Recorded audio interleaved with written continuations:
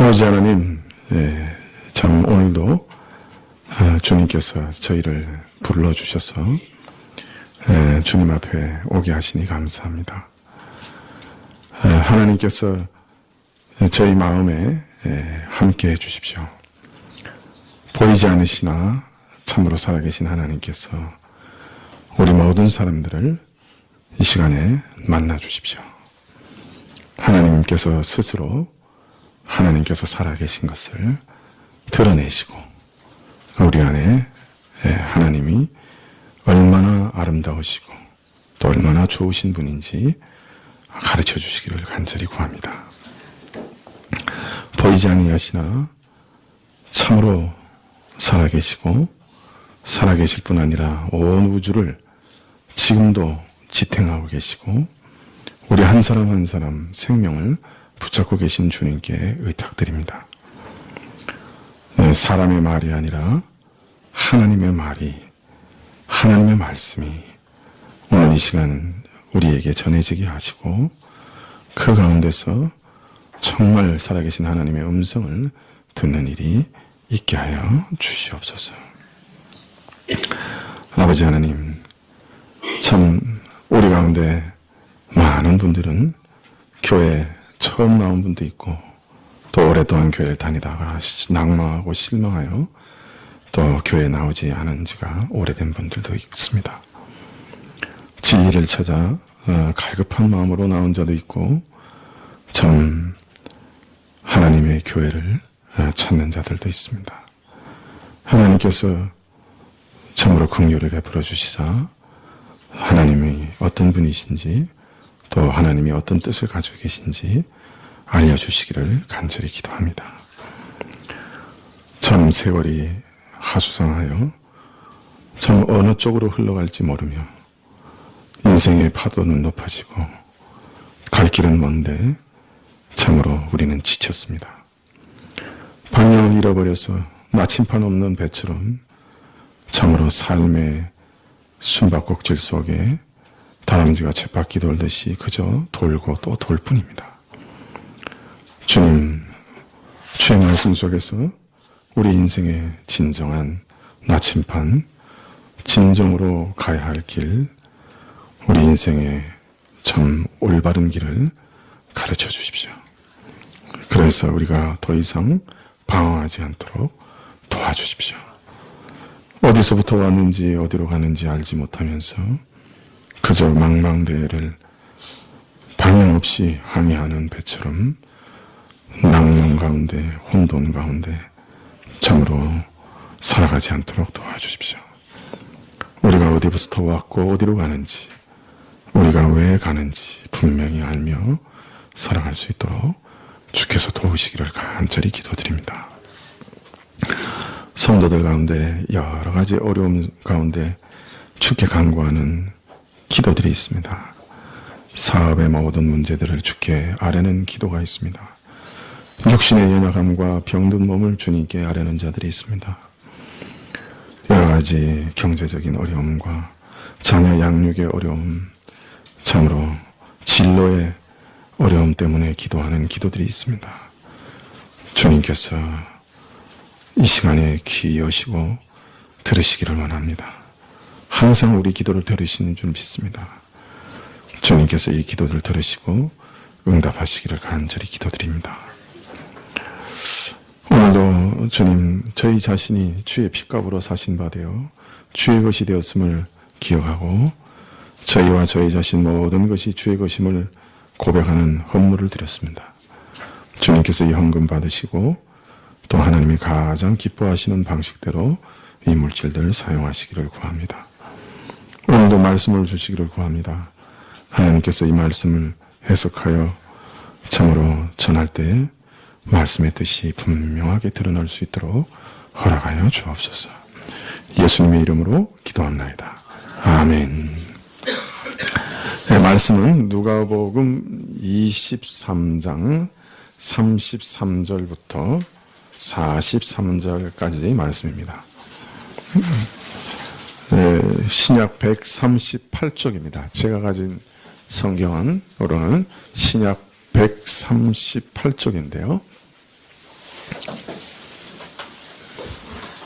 누가복음 23장 33절부터 43절까지 신약성경 138쪽입니다.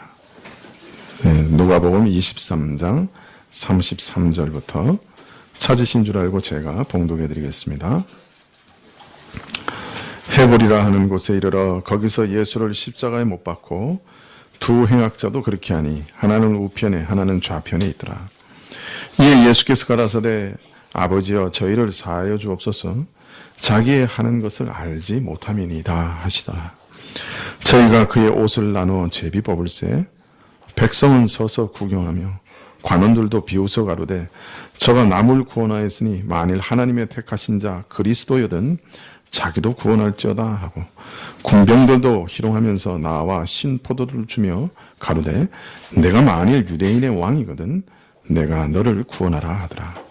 그의 위에 이는 유대인의 왕이라 쓴 패가 있더라.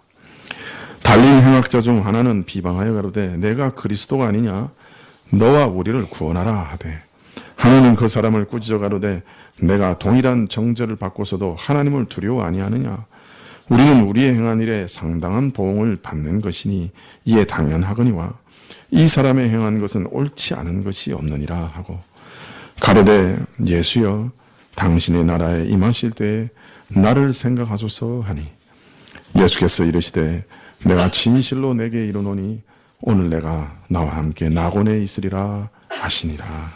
아멘.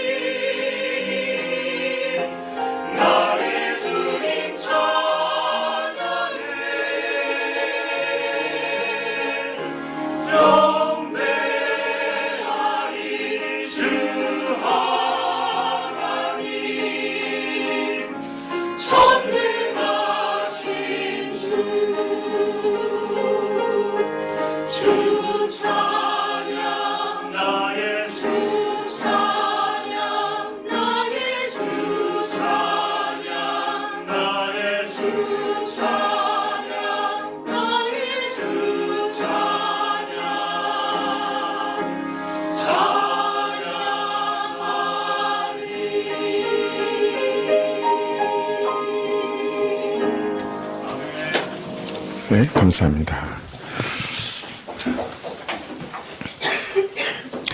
2011년 3월 18일 날 KBS 금요기획에서 아주 흥미로운 다큐멘터리를 방영한 적이 있습니다. 죽음에 관한 3가지 시선이라고 하는 제목의 다큐멘터리였는데요. 거기 보면 이런 장면이 나옵니다. 영국의 해머 스미스 병원의 수간호사 켄 스파이어 포인트가 자기가 경험한 얘기를 하는데요. 이 간호사가 자신이 심폐소생술을 해서, 심폐소생술이 뭔지 아시죠? 심장을 이렇게 강하게 압박해서 호흡을 다시 일으키는 건데요. 심폐소생술을 해서 살려낸 환자를 일주일쯤 지난 다음에 만나러 갔습니다. 그런데 그 사람이 자신을 아주 분명히 기억하면서 반갑게 안녕하세요라고 인사를 하더라는 거예요. 그래서 어떻게 저를 아세요? 라고 이렇게 물으니까 심장이 정지됐을 때, 심장이 멎었을 때 자신을 살리기 위해서 심폐소생술을 하는 그 간호사를 자신이 봤다고 그렇게 얘기하는 거예요. 그리고 당시 주변의 의료진들이 어떻게 생겼는지, 당시에 무엇을 하고 있었는지 상세하게 설명을 하더라는 거죠. 다른 말로 말하면 이 환자는 그 심장이 정지되어 있는 상황에서 그 영혼이 몸을 떠나서 자신을 살리기 위해서 노력하는 의료진을 보고 있었던 거예요. 서울대 의과대학의 정현채 교수는 자신이 어느 의사한테 들은 얘기를 전하고 있는데요. 미국의 유대계 계통의 병원에서 심장 수술의 마취를 담당하던 한 한국인 의사가 있었다고 합니다.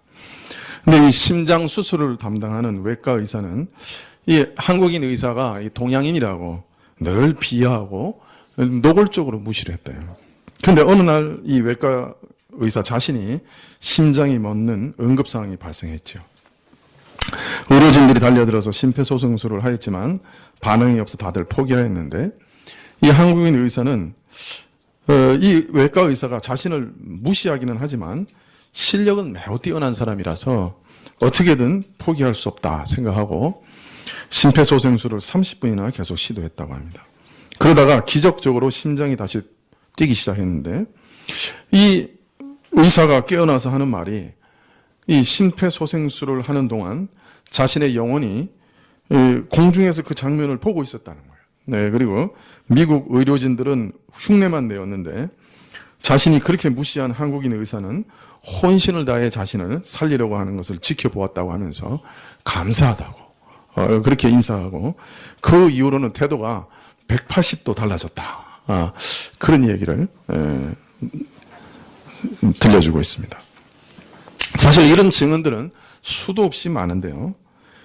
미국의 제프리 롱 박사는 10년 동안 이런 체험을 한 사람 1,300명을 만나 인터뷰를 하고 그것에 관한 책을 썼습니다. 죽음 그 후라는 제목으로 책을 쓰기도 했습니다. 또 유럽이나 미국에서는 이런 현상에 대한 과학적 연구가 활발히 진행되고 있는데요. 어웨어 프로젝트라고 하는 연구는 미국과 유럽의 25개 병원에서 3년간 15,000명의 심정지 환자를 대상으로 체외 이탈 현상을 연구하기도 하였습니다. 그리고 이런 연구의 결과 사망 이후에도 의식이 지속된다고 하는 것을 믿는 의사들이 점점 증가하기도 하고 있습니다. 그러나 우리 신자들은 이런 연구 결과와 상관없이 의사들이나 과학자들이 무엇이라고 해도 우리 안에 우리 인간에 불멸하는 영혼이 있다고 하는 것과 또 죽음 이후에도 삶이 지속된다고 하는 것을 확실히 알고 믿고 있습니다. 그것은 의료기관의 연구나 죽음 이후를 체험한 사람들의 증언들 때문이 아니라 오늘 우리가 읽은 성경 말씀 때문입니다. 오늘 우리가 읽은 말씀 제일 마지막에 누가복음 23장 43절에 이렇게 되어 있습니다. 예수께서 이르시되 내가 진실로 내게 이르노니 오늘 내가 나와 함께 낙원에 있으리라. 예수님께서는 자신과 함께 지금 십자가에 달려 죽어가고 있는 한 강도에게 오늘 내가 나와 함께 낙원에 있을 것이다 약속하고 계십니다. 이 십자가는 여러분 잘 아시겠지만은 사람을 큰 대못에 박아가지고 나무에 매다는 아주 끔찍한 형벌입니다. 오랫동안 과다 출혈과 참 계속적인 그 신경의 충격으로 인해서 사람들이 말라서 죽어가는 것이죠. 예수님이 십자가에 달리셨을 때 좌우에 강도 둘을 같이 십자가에 매달았는데 한 강도에게 오늘 예수님께서 약속하고 계시는 것이죠. 네가 오늘 죽을 것이지만 내 영혼은 여전히 존재하고 또 나와 함께 낙원, 천국에 있게 될 것이다 라고 약속하고 계십니다. 우리는 뭐 세상의 어떤 과학적인 또 어떤 사람의 어떤 경험이나 어떤 증거 그것 때문에 영혼이 존재한다고 믿는 게 아닙니다. 우리 신자는 바로 이 말씀 때문에 예수님께서 이렇게 말씀하고 계시기 때문에 믿습니다. 우리 인간의 삶이 이 현생에서 끝나버리는 것이 아니고 죽음 이후에도 지속되고 우리 영혼은 계속 살아서 존재한다 하는 것을 우리는 확실하게 믿습니다. 그래서 지금의 삶도 우리는 전혀 다른 눈으로 바라봅니다. 지금의 현재의 삶이 이것으로 끝나버리고 모든 것이 무로 돌아가는 것이 아니기 때문에 현재의 삶이 미래의 삶을 준비하는 과정이기 때문에 오히려 현재의 삶을 매우 중요시합니다.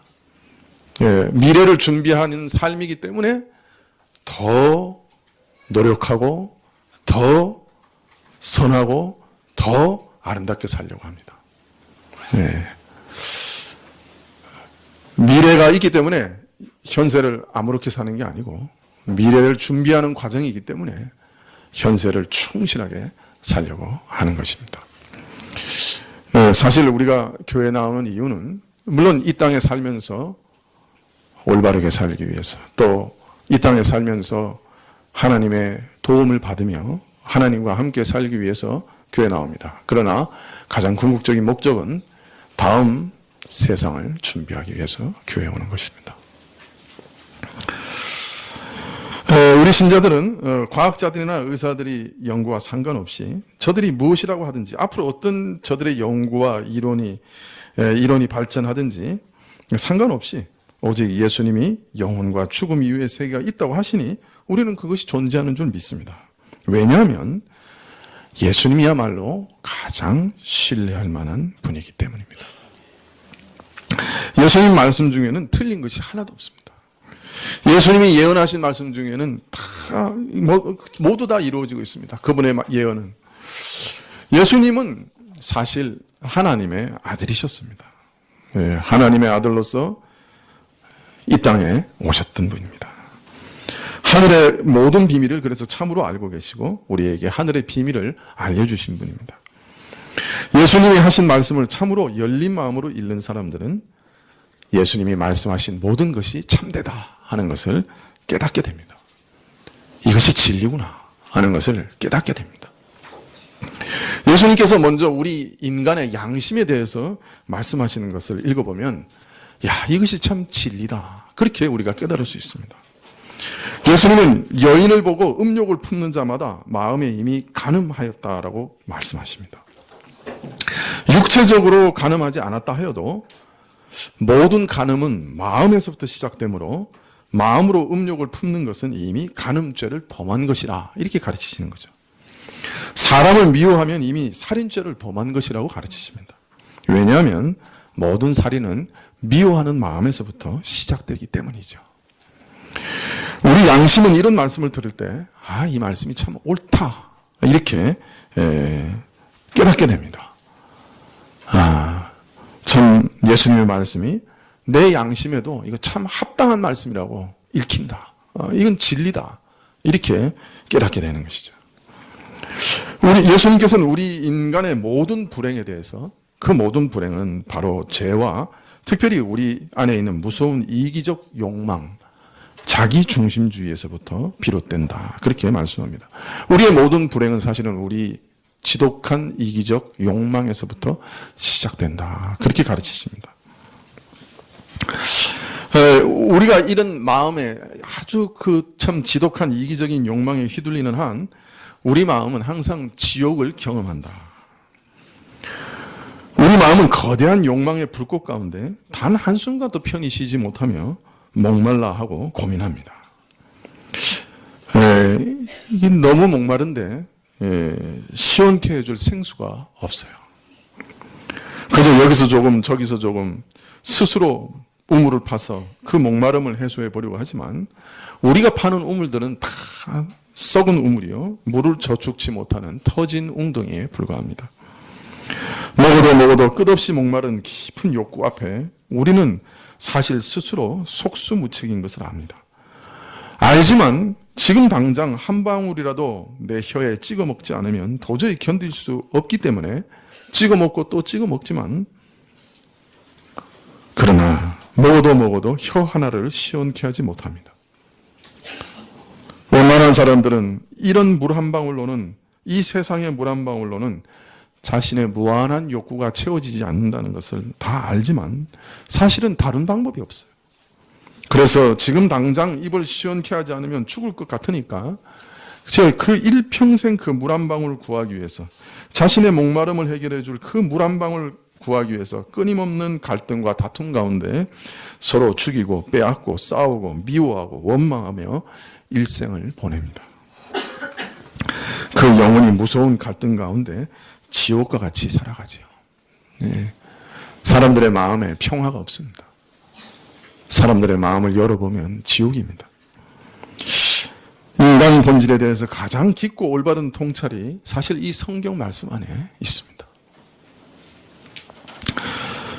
예수님께서는 그래서 우리에게 새로운 욕망을 가지라고 명령하십니다. 하나님을 온 마음으로 사랑하고 내 이웃을 내 몸처럼 사랑하는 새로운 욕망을 가지라고 명하십니다.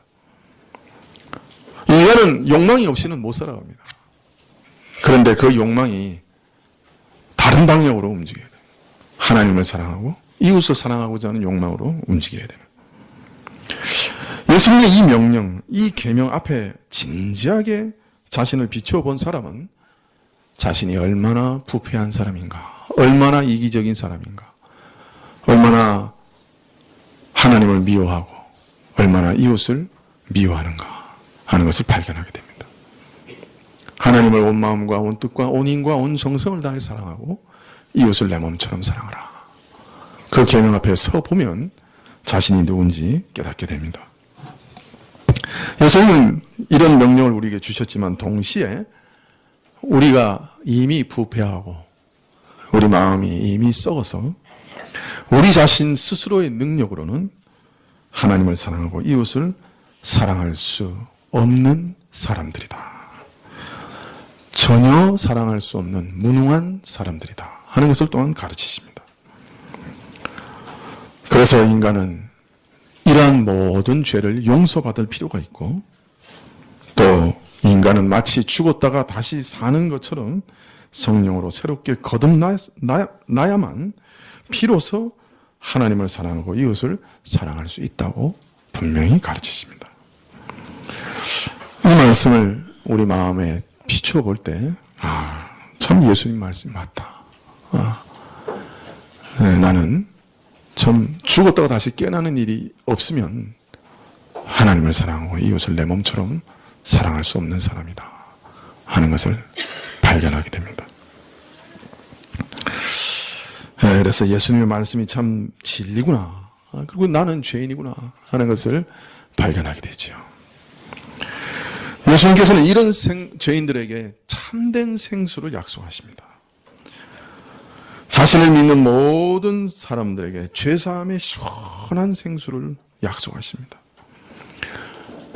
죄인들이 지옥에서 받아야 할 모든 형벌을 십자가에서 대신 받으신 예수님은 자신을 믿는 모든 죄인을 지옥의 형벌의 두려움에서 구원해 주십니다. 예수님께서 죄인들이 받아야 할 모든 죄의 심판과 형벌을, 지옥에서 우리가 영원히 받아야 할 그 심판을 십자가에서 대신 받으셨기 때문에 죄인들은 더 이상 이제 받을 형벌이 남아있지 않습니다. 뿐만 아니라 예수님께서는 자신이 행한 모든 의를, 자신이 행한 모든 선한 공로를 우리에게 거저 주십니다. 그래서 우리 죄인을 의롭다고 인정해 주십니다. 이런 사실을 발견하고 믿는 신자들은 이제 형벌에 대한 두려움이 없습니다. 죽음에서 부활하신, 그래서 하나님의 우편에 앉으신 이 예수님을 믿는 자들에게 하나님께서는 자신의 무한한 사랑을 참으로 가르쳐 주십니다. 성령 하나님을 보내사 우리가 하나님의 아들 된 것을 알려주시죠. 천지를 지으신 하나님께서 나의 친아버지가 되신다 하는 것을 알려주십니다. 그래서 예수님을 믿는 사람들은 하나님께 나가서 아빠, 아버지라고 부를 수 있습니다. 아버지 이렇게 부를 수 있습니다. 마음에 하나님의 사랑의 생수가 부어집니다. 이 천지를 지으신 하나님이 내 친아버지시다 하는 것을 알게 됩니다.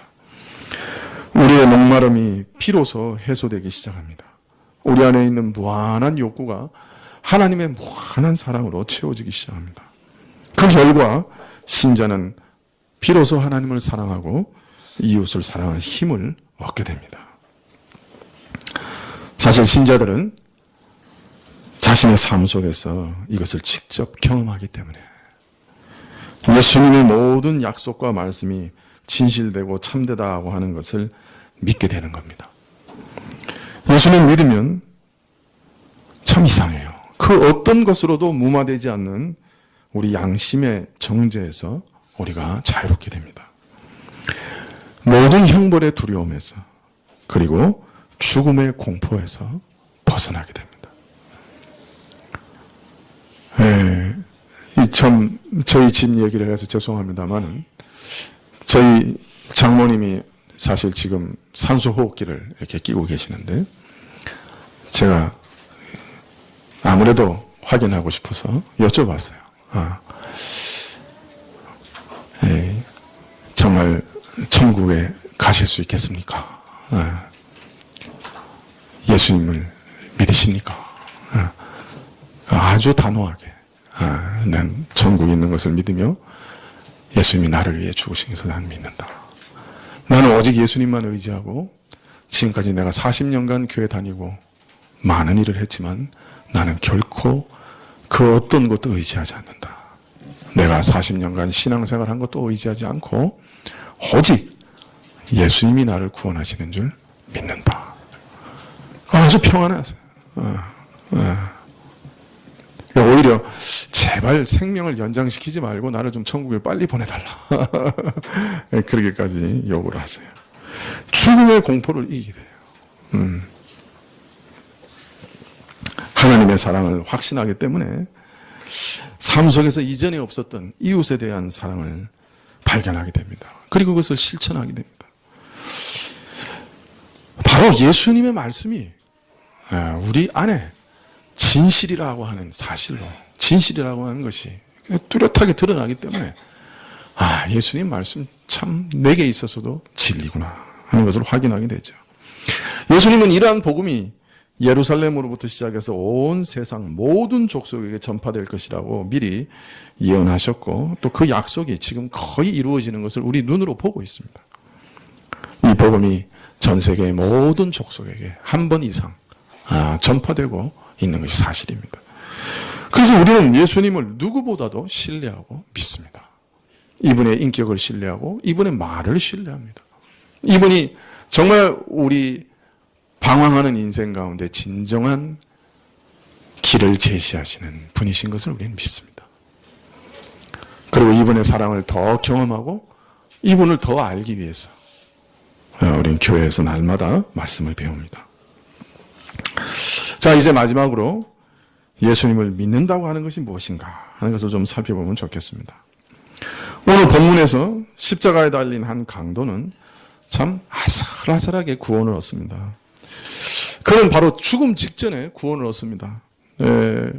그가 어떤 믿음을 가졌기에 이처럼 구원을 얻었는가? 오늘 내가 나와 함께 낙원에 있을 것이다 하는 약속을 얻었는가 하는 것을 좀 살펴보려고 합니다.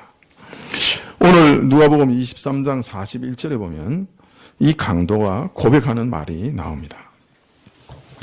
우리는 우리의 행한 일에 상당한 보응을 받은 것이니 이에 당연하거니와 이 사람이 행한 것은 옳지 않은 것이 없느니라 하고 가론데 예수여 당신의 나라에 임하실 때에 나를 생각하소서 하니. 여러분, 이 말씀에서 우리가 꼭 한 단어를 주목해서 볼 필요가 있는데요. 그것은 당신의 나라에 임하실 때라는 말입니다. 당신의 나라에 임하실 때. 예수님이 가져오시는 나라가 있다는 거예요. 예수님이 지배하시고 다스리시는 나라가 있다는 거예요. 당신의 나라라. 사실 지금 예수님이 십자가에 달리시고 죽으시고 있는데 그 십자가에 달리신 그 사람들이 예수님 십자가에 달아놓은 죄목이 뭐였느냐? 그게 죄목이 뭐였냐면 예수님의 머리 위에 죄패를 하나 달았어요. 근데 거기 써져 있었어요. 히브리어로, 헬라어로, 라틴어로 써져 있었어요. 유대인의 왕이라고 써져 있었어요. 이 자가 유대인의 왕이라고 주장하기 때문에 우리가 죽인다는 거예요. 유대인의 왕이라고 하는 것은 하나님 나라의 왕이라는 말입니다. 구약 이스라엘 가운데 유대인들이 하나님의 택하심을 받아서 나라를 세웠습니다. 그래서 이 유대인의 나라를 하나님의 나라라고 했습니다. 그리고 그 나라의 왕은 하나님의 나라의 왕이라고 했습니다. 이것은 물론 앞으로 있을 보이지 않는 무한한 나라, 무한한 교회의 예표였죠. 미리 그것을 보여주는 것이었죠.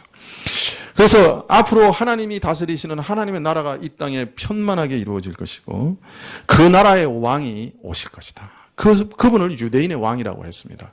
그리고 다른 말로 히브리어로 메시아라고 했습니다. 메시아. 헬라어로는 그리스도라고 합니다. 그래서 메시아와 그리스도는 같은 말인데요. 그래서 구약의 예언대로 하나님의 나라를 장차 다스릴 유대인의 왕이 올 것인데 그가 메시아, 그가 다윗의 자손으로 오실 것이다. 이런 것이 계속해서 예언되어 있었습니다. 그래서 지금 예수님이 죽으시는 이유는 이 사람 스스로가 자기가 유대인의 왕이라고 주장하기 때문에 죽인다고 그러는 거예요. 그래서 오늘 말씀 누가복음 23장 37절에 보면 가로되 내가 만일 유대인의 왕이거든 내가 너를 한번 스스로 구원해봐라. 군병들은 예수님을 이렇게 희롱하고 있고 또 39절에 보면 달린 행악자 중 하나는 비방하여 가로되 내가 그리스도가 아니냐 너와 우리를 구원하라. 네가 유대인의 왕 메시아가 아니냐 그리스도가 아니냐 그러면 한번 네 스스로 이 십자가에서 한번 구원해봐라. 이렇게 예수님을 모독하고 있는 것이죠. 자, 그런데 참 이상하게도 정말 놀랍게도 지금 한 강도는 예수님을 유대인의 왕이요 메시아라고 고백하고 있는 것이에요. 당신의 나라가 임하실 때 당신은 그 유대인의 나라 그 하나님의 나라의 왕이십니다. 당신의 나라에 임하실 때 나를 기억하소서. 참 놀라운 고백이죠. 구약 성경에 메시아가 오셔서 모든 죄인들을 구원하실 것을 예언하셨는데 바로 그 메시아이십니다. 근데 성경에 보면요, 참 놀라운 것은 앞으로 오실 메시아가 어디서 태어날 것인가 하는 것도 다 예언하고 있어요. 베들레헴에서 태어난다. 또 무슨 일을 하시느냐, 또 어떻게 죽으시느냐, 또 어떻게 묻히시느냐, 또 끝내는 부활하실 것이다. 이런 것도 구약에 다 예언되어 있습니다. 이사야서 53장에 보면 메시아께서 십자가에서 죽으실 일을 예언하시면서 이 죽음은 모든 죄인들의 죄를 대신 속죄하기 위한 죽음이다. 이렇게 예언하고 있습니다. 이사야서 53장 4절에 보면 그는 실로 우리의 질고를 지고 우리의 슬픔을 당하였거늘 우리는 생각하기를 그는 징벌을 받아서 하나님에게 맞으며 고난을 당한다 하였노라. 그가 찔림은 우리의 허물을 인하며 그의 상함은 우리의 죄악을 인함이라. 그가 징계를 받음으로 우리가 평화를 누리고 그가 채찍에 맞음으로 우리가 나음을 입었도다. 우리는 다 양 같아서 그릇 행하여 각기 제 길로 갔거늘 여호와께서는 우리 무리의 죄악을 그에게 담당시키셨도다. 그는 실로 우리의 질고를 주고 우리의 슬픔을 당하고 우리의 죄로 인해 참 고난을 당하시는데 사람들은 저가 하나님께 맞으며 하나님께 고난을 당한다 이렇게 얘기할 것이다. 그렇게 말합니다. 구약 신명기에 보면 나무에 달려 죽는 자는 하나님의 저주를 받은 자다. 이렇게 되어 있습니다. 지금 예수님께서 십자가에서 나무에 달려 죽으시니까 사람들은 저 하나님의 저주를 받아 죽은 자다. 이렇게 생각을 했다는 거예요. 그러나 그 저주는 누구를 대신해서 받은 것이나 세상의 모든 죄인을 대신해서 하나님의 저주를 받은 것인데 사람들은 저가 하나님의 저주를 받아 죽는다. 그렇게 멸시할 것이다. 그렇게 예언되어 있습니다. 그러나 사실 바로 나의 죄악을 담당하시기 위해서 그의 찔림은 나의 허물을 위해서 그의 죽으심은 나의 죄악을 위해서 그가 친히 나의 죄를 담당하신 일이었는데 사람들은 그것을 모를 것이다. 이렇게 이사야서 53장에 예언되어 있습니다.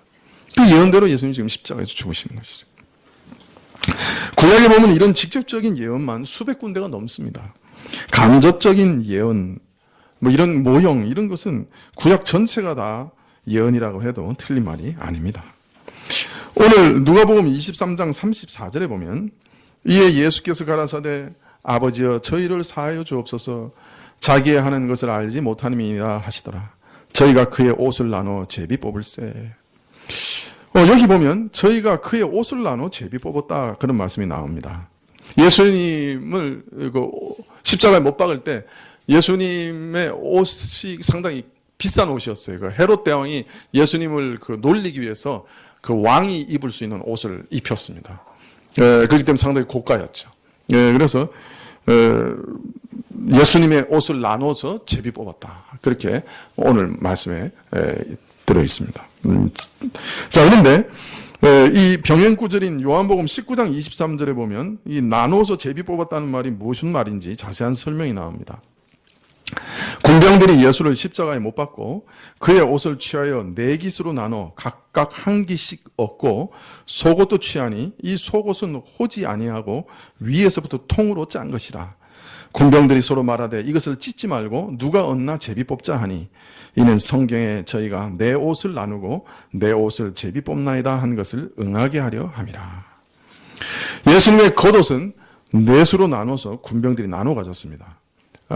그런데 속옷은 통으로 짠 것이기 때문에 제비를 뽑아서 한 사람이 가졌습니다. 그런데 요한은 이 일도 구약에 예언하신 말씀 그대로 이루어지기 위해서 된 일이라 이렇게 설명하고 있습니다. 예수님이 이 땅에 오시기 약 1000년 전에 다윗이라는 사람이 메시아가 받을 고난에 대한 아주 특별한 예언의 시를 하나 썼습니다. 그것이 시편 22편인데요.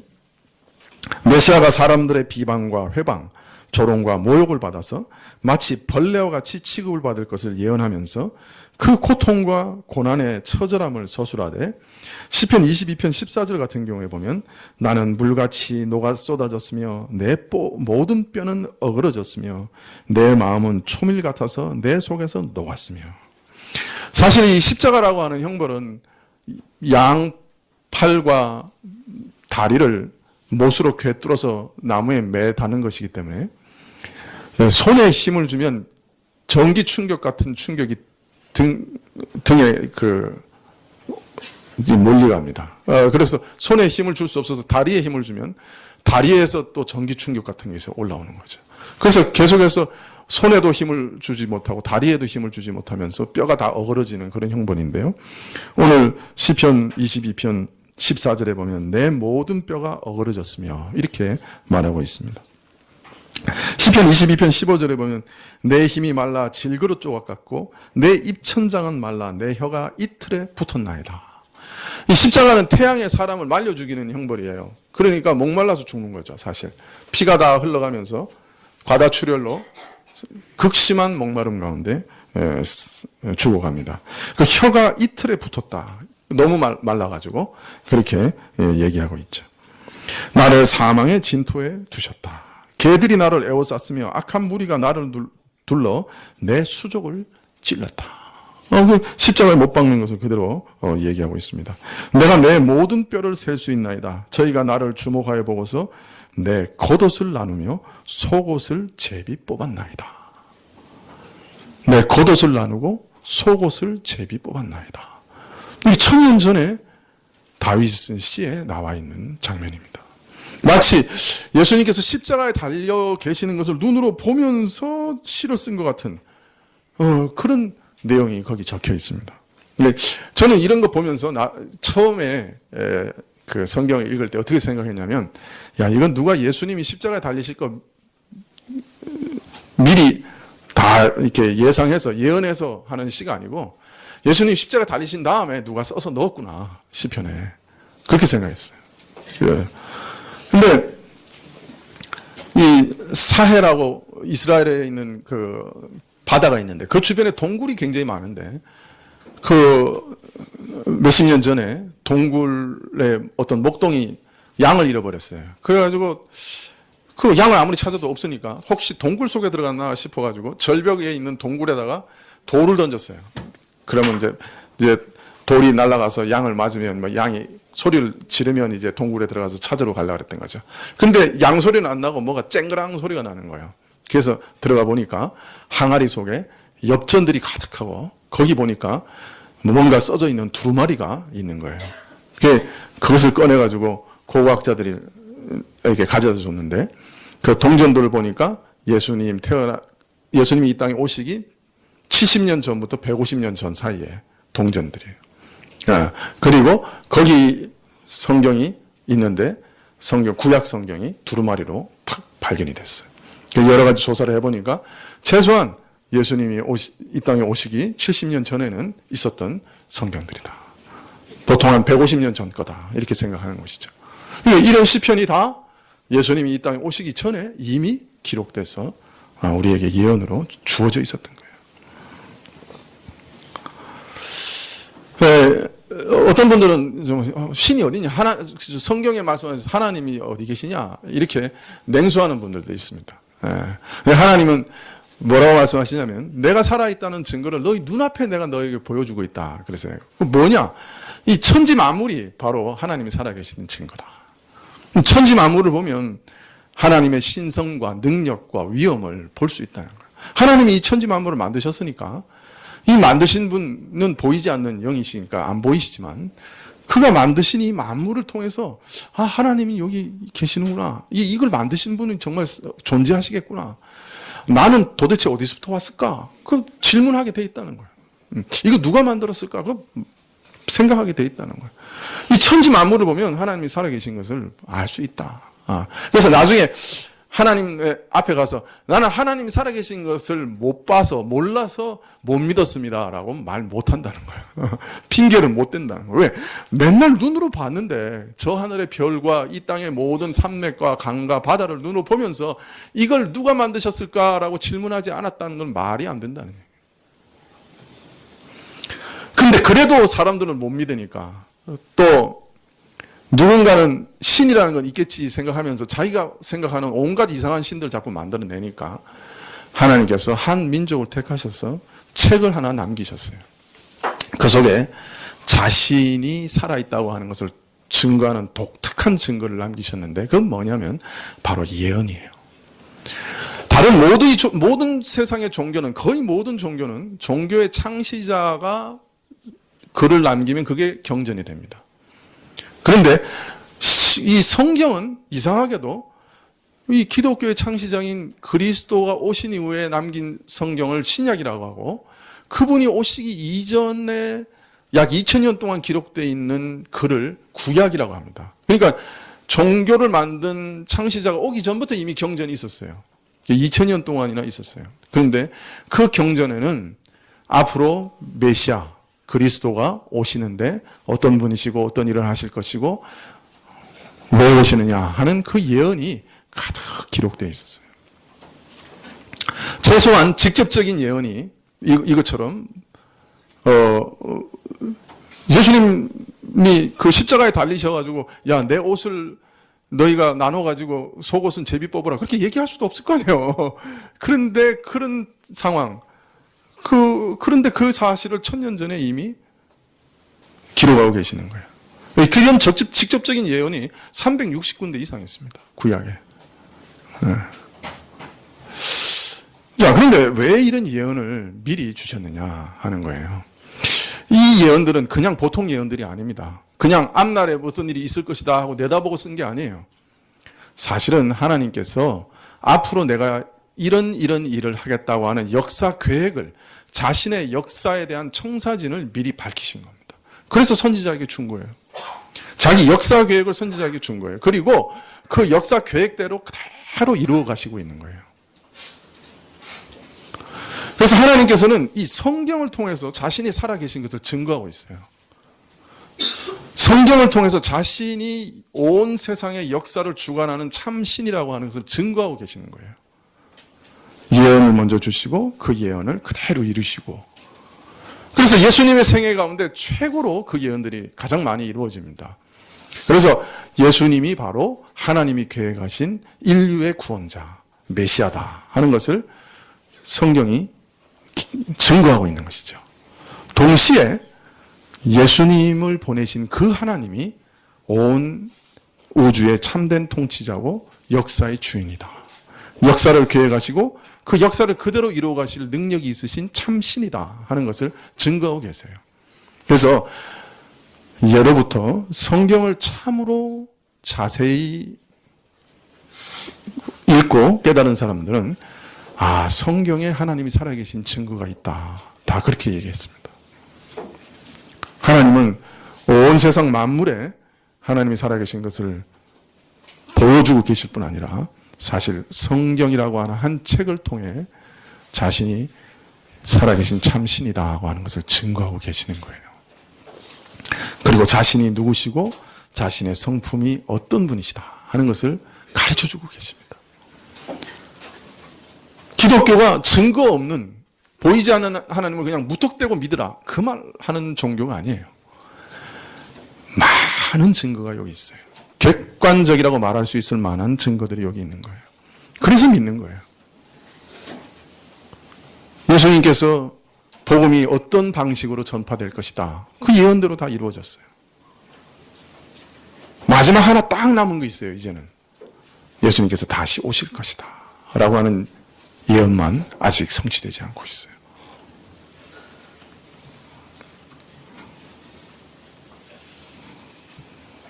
네, 제가 이 사실을 깨달았을 때 얼마나 놀랐는지 몰라요. 그토록 내가 찾아 헤매던 참신이 여기 계시구나. 자신을 여기서 이런 방식으로, 사람이 생각할 수도 없었던 방식으로 계시하고 계시는구나. 역사라고 하는 방식을 통해 자기가 살아계신다고 하는 것을 증거하고 계시는구나. 깜짝 놀랐어요.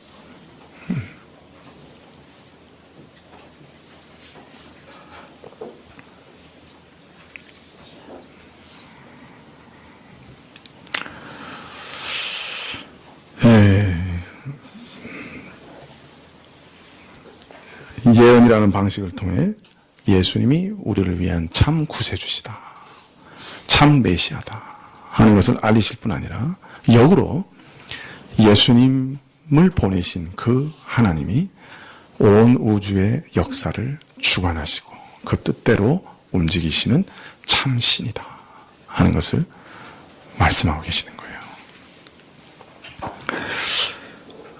이 십자가 앞에 모여 서 있던 수많은 사람들은 이 사실을 깨닫지 못했지만 한 강도는 죽어가면서 자신과 같이 십자가에 달리신 예수님이 바로 구약에서 예언했던 그 메시아다 하는 사실을 불현듯이 깨달았습니다. 하나님의 나라, 천국의 왕이 여기 계시구나 하는 것을 깨달았어요. 다른 복음서에 보면 예수님 옆에 달렸던 두 강도가 모두 주님께 먼저 욕하고 비방했다고 기록하고 있어요. 그러니까 이 회심한 강도도 처음에는 다른 강도와 똑같이 예수님을 비방했던 거예요. 그런데 3시간 동안 무슨 일이 있었어요. 그리고 3시간 후에 회심했어요.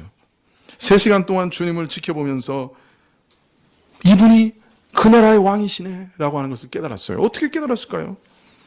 아마 결정적인 영향을 끼친 말씀은 아마 오늘 말씀 34절이었을 거예요.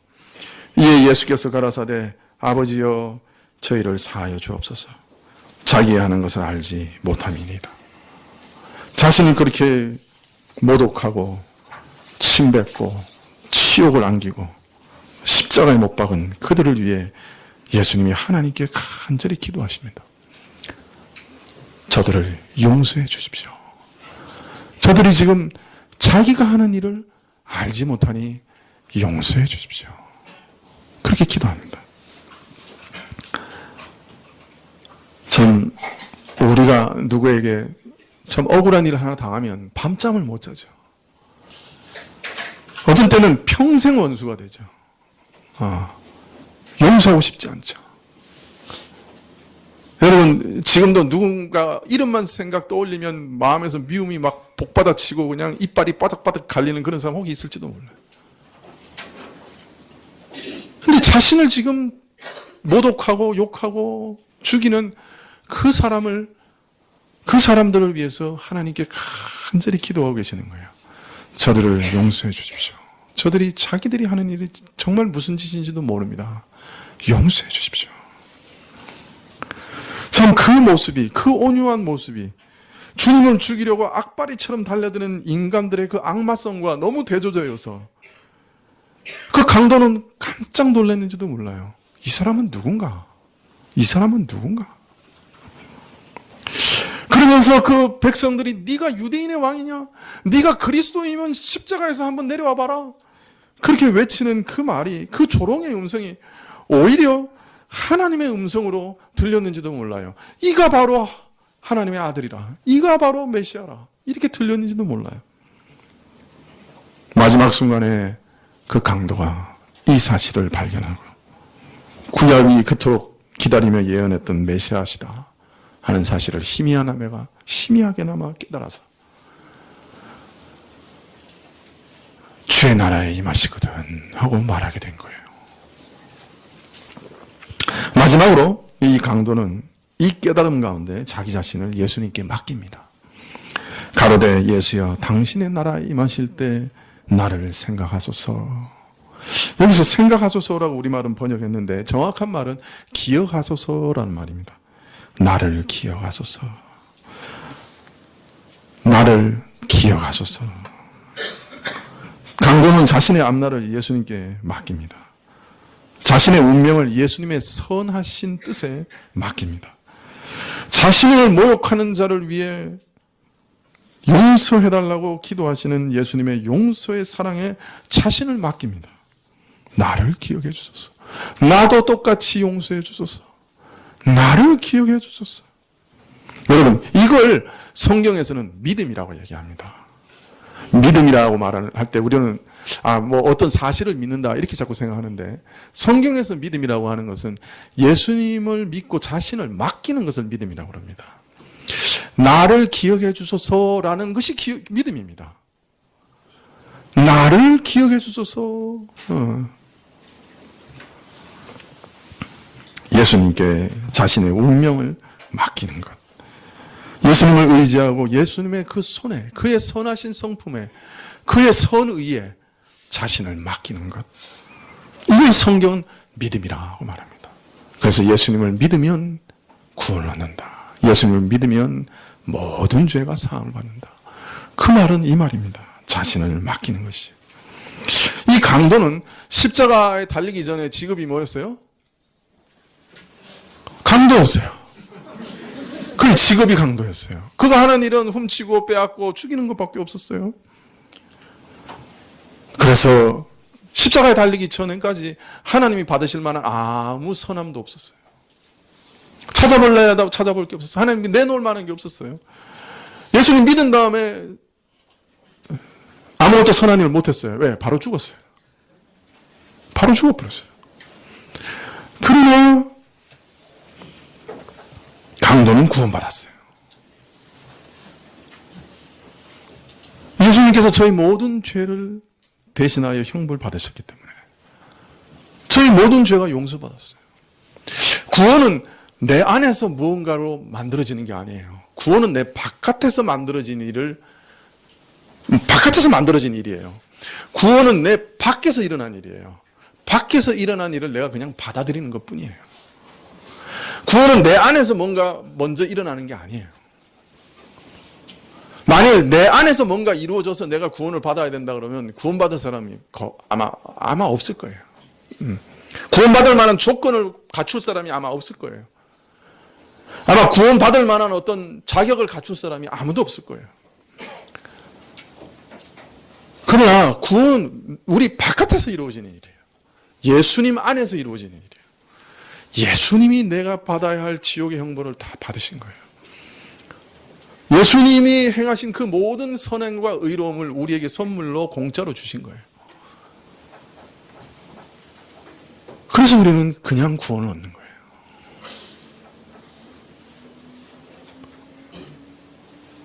모든 사람이 다 죄인이라서 이 방식 외에는 구원을 주실 방식이 없었어요.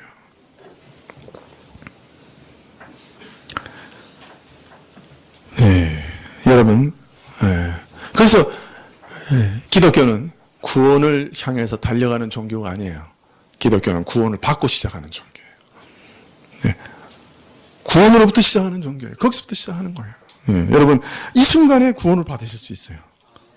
내가 죄인인 것을 참으로 알고 자신의 죄를, 자신의 영혼을, 자신의 전부를 예수님께 맡기면 예수님께서 그 구약에서 예언한 그 메시아임을 믿고 하나님이 보내신 아들인 것을 믿고 자신의 영혼을 이 예수님께 맡기면 예수님 나를 기억해 주옵소서 의탁하면 그 사람 구원을 받는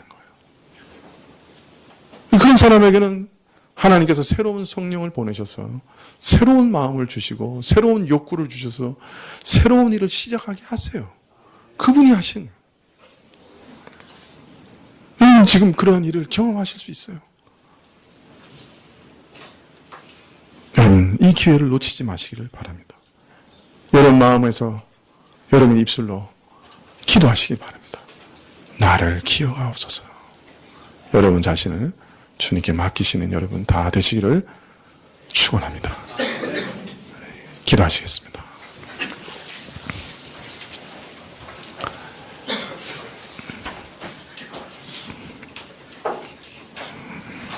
아버지 하나님, 이 시간에 다시금 저희가 저희 영혼을, 저희 앞날을, 저희 죄악을 주님께 맡기기를 원합니다. 저희 죄를 맡아 주옵소서. 책임져 주옵소서. 나를 그날에 기억하여 주옵소서. 나를 기억하여 주옵소서. 내 이름을 그날에 기억하여 주옵소서. 예수님의 이름으로 기도합나이다. 아멘. 예, 415장 찬송하시겠습니다.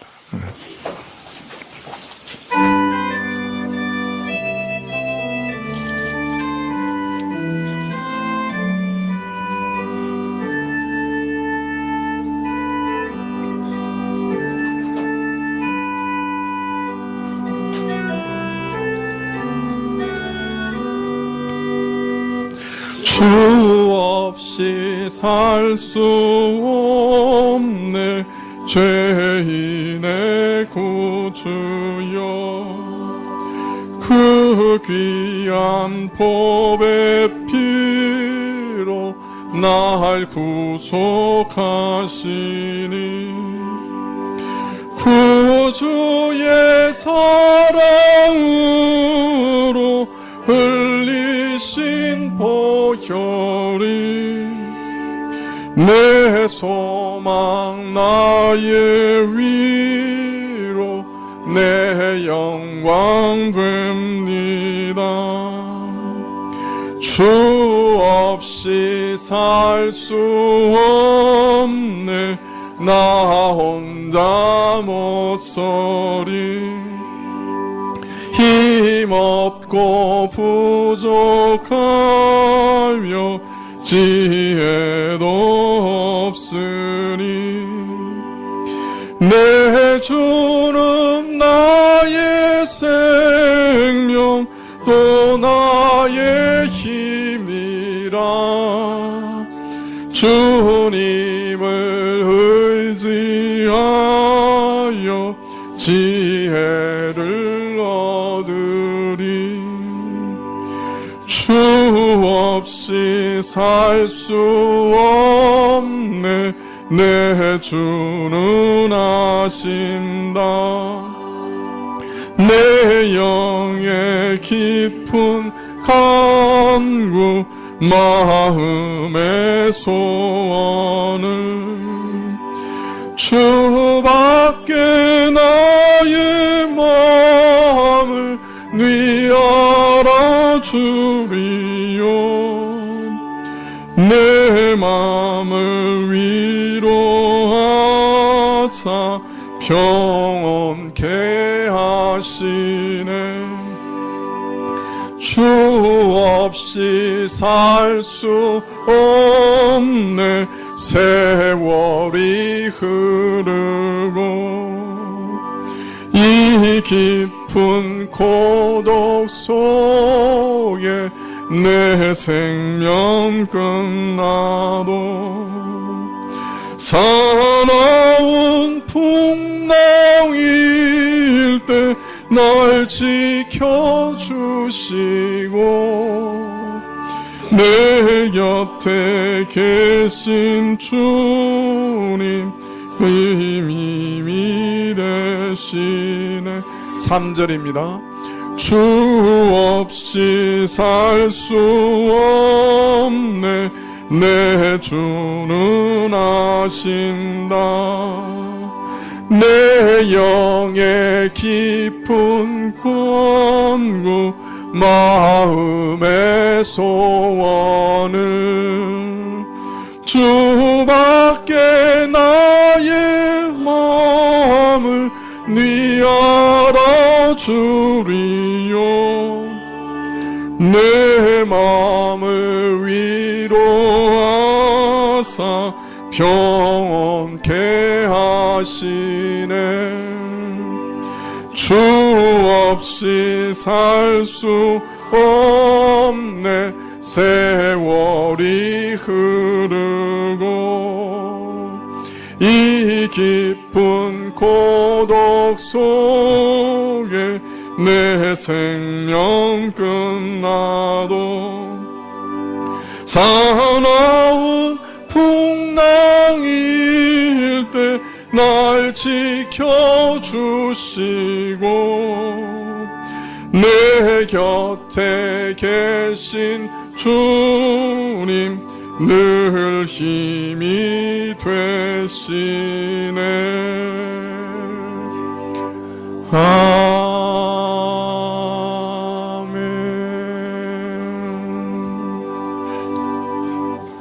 예, 기도드리시겠습니다.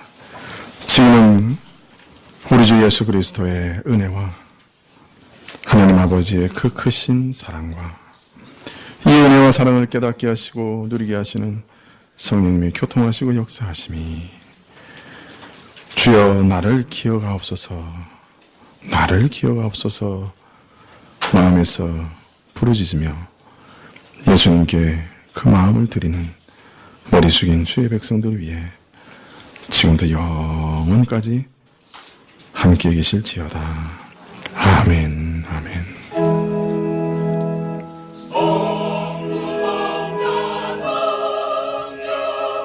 영광 받으소서 내